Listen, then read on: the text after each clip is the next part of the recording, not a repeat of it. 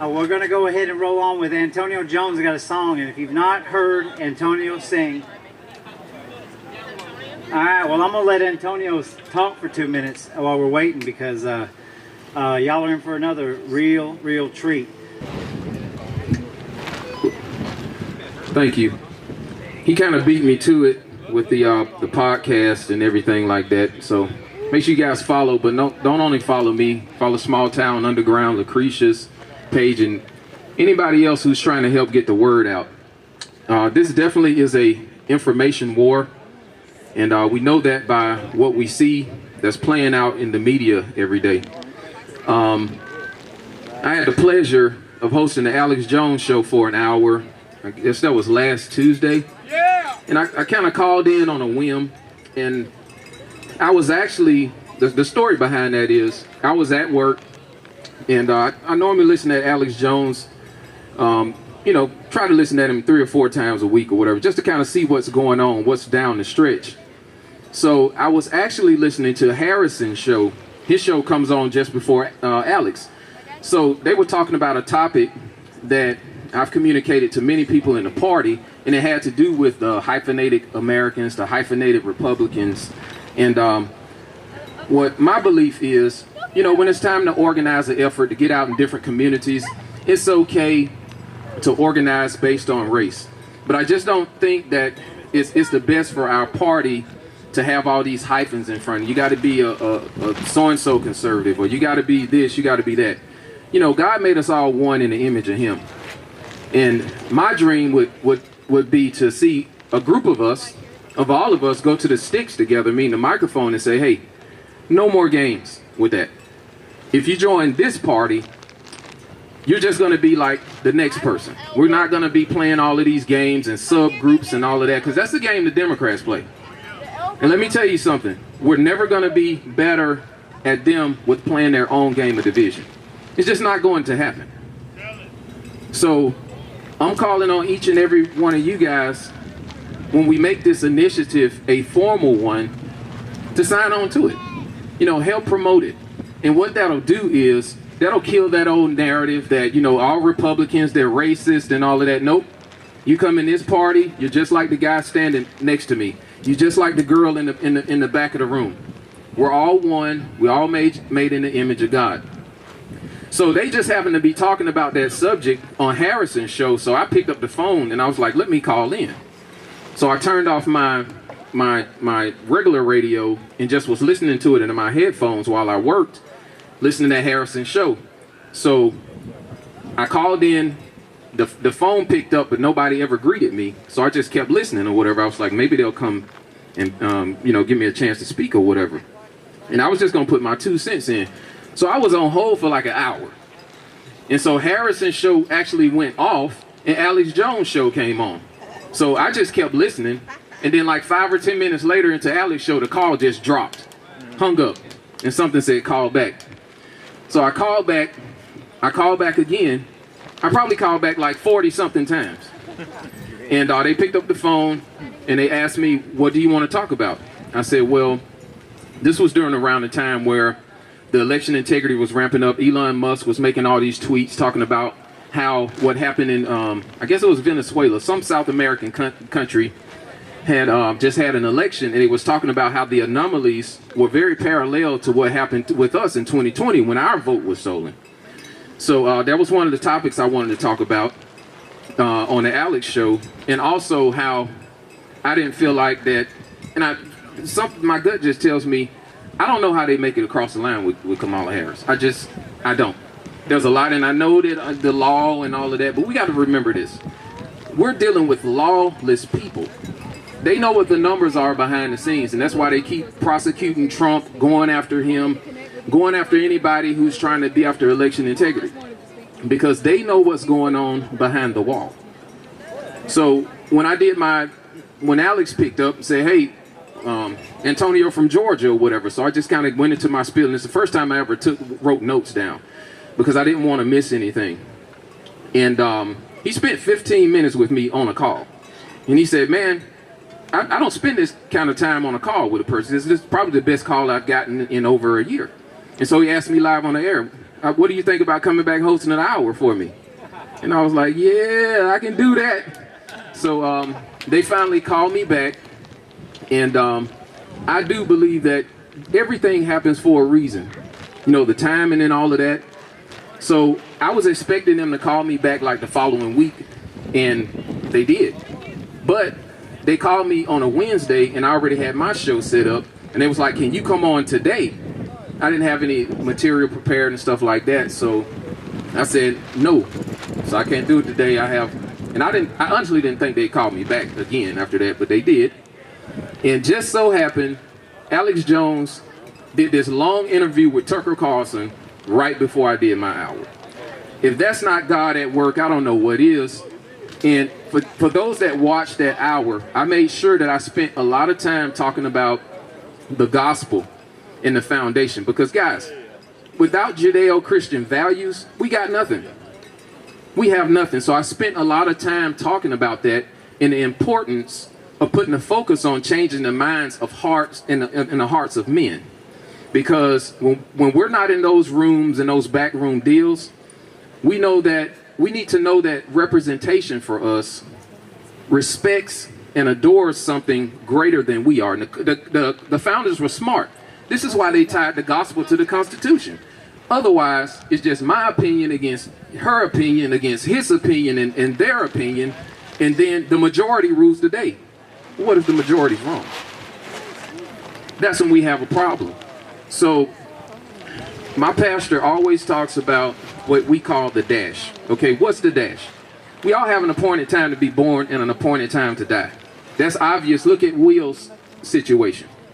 Look at President Trump's situation that the whole world got to see. You know, God's hand is at work. But the question is, are we going to be obedient, happy warriors, or continue to be in doing the right thing?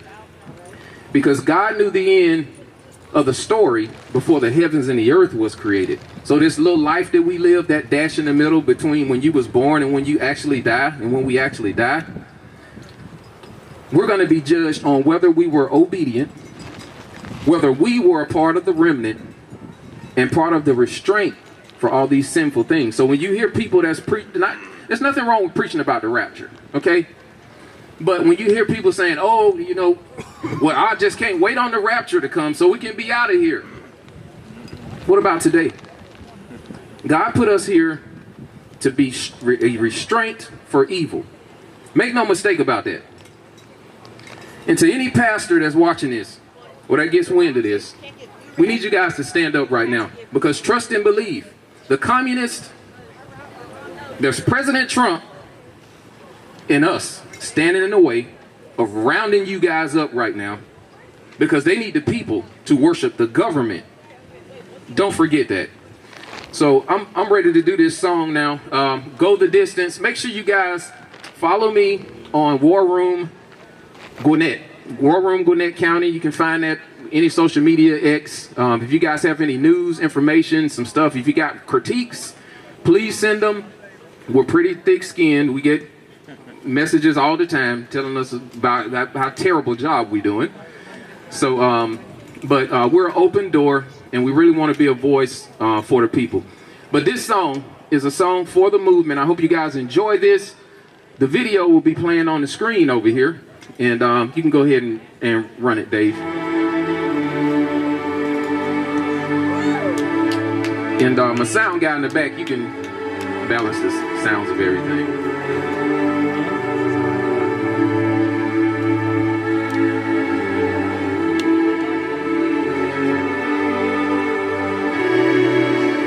And the website for this is gothedistanceusa.com. And by the way, Facebook banned that link.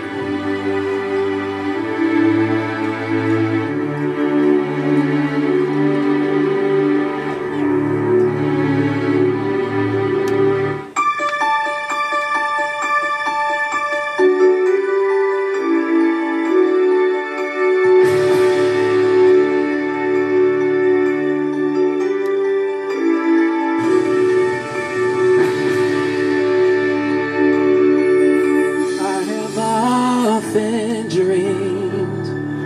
of a far-off place where a hero's welcome would be waiting for me, where the crowds would cheer when they see my face, and a voice keeps saying, this is where I'm meant to be.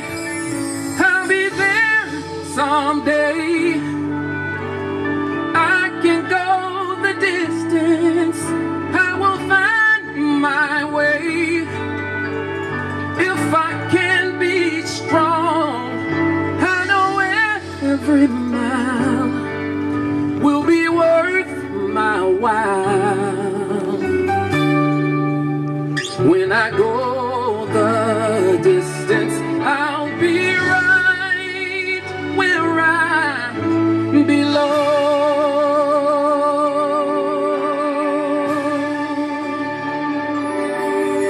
Down an unknown road to embrace my fate, though that road may wander, it will lead me to you.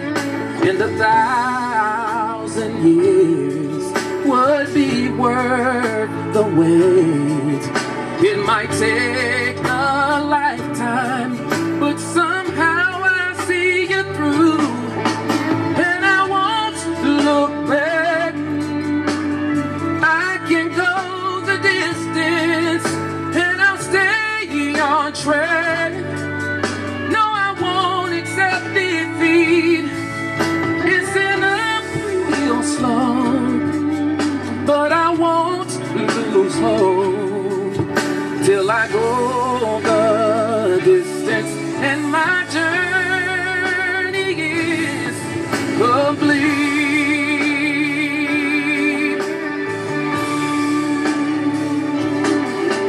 But to look beyond the glory is the hardest part. Every hero's strength is measured by his heart.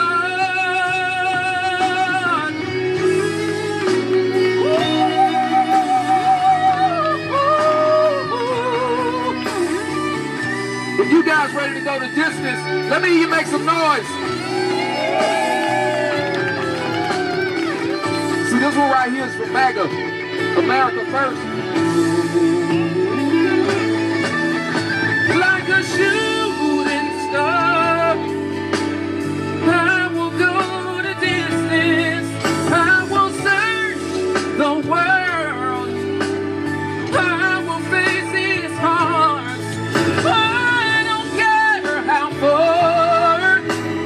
I can go the distance till I find my hero's welcome waiting in your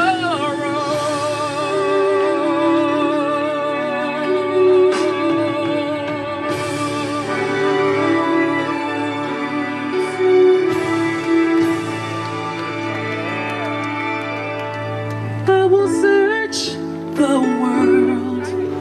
I will face its harms till I find my hero's welcome waiting in your